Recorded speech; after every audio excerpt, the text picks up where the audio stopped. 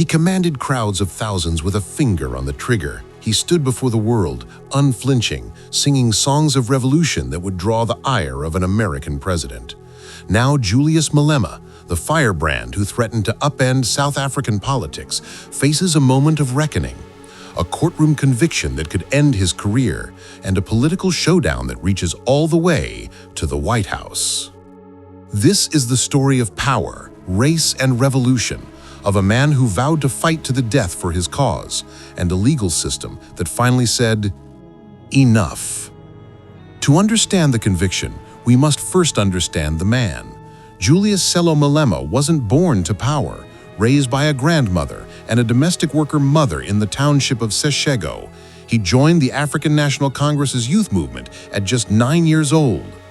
His rise was meteoric. By 2008, he led the ANC Youth League, famously declaring himself prepared to take up arms and kill for then-President Jacob Zuma.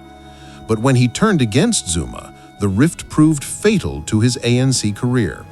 Expelled in 2012, he did what radicals throughout history have done. He started his own movement. The Economic Freedom Fighters were born, a party unapologetic in its mission: land expropriation without compensation, nationalization of mines, and radical economic transformation for Black South Africans. Their style was as provocative as their politics: military-style red berets and rhetoric that pulled no punches. And it worked. By 2014, the EFF entered parliament with 25 seats. Malema had created exactly what he promised: a political army ready for revolution. But in 2018, at his party's 5th anniversary celebration, an incident occurred that would come to haunt him. Before 20,000 supporters in South Africa's Eastern Cape province, Julius Malema took a semi-automatic rifle and fired not once, not twice, but between 14 and 15 live rounds into the air. The video spread like wildfire, and the charges soon followed.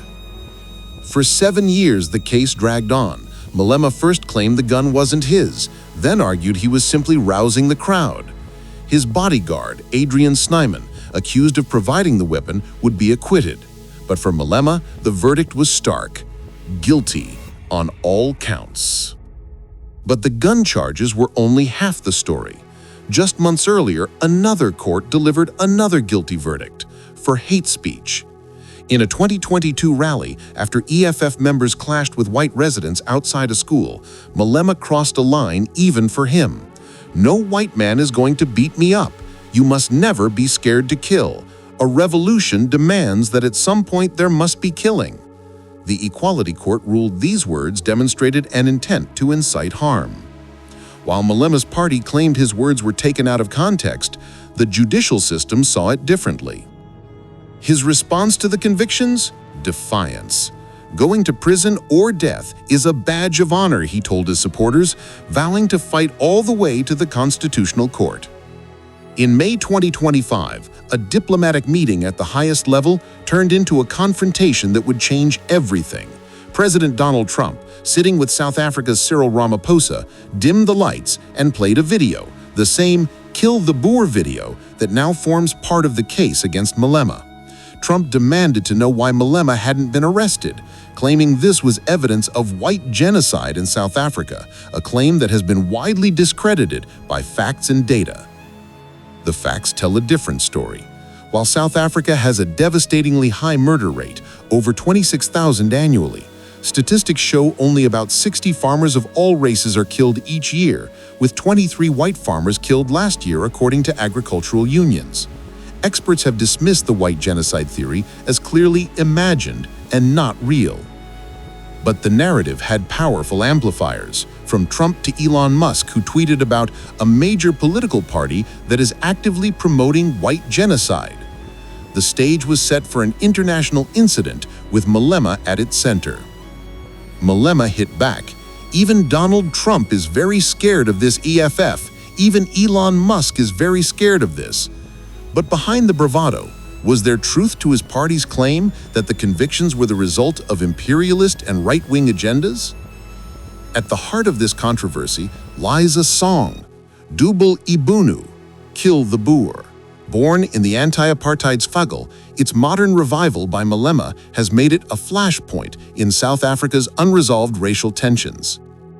But to focus only on the song is to miss Malema's central message, one about land.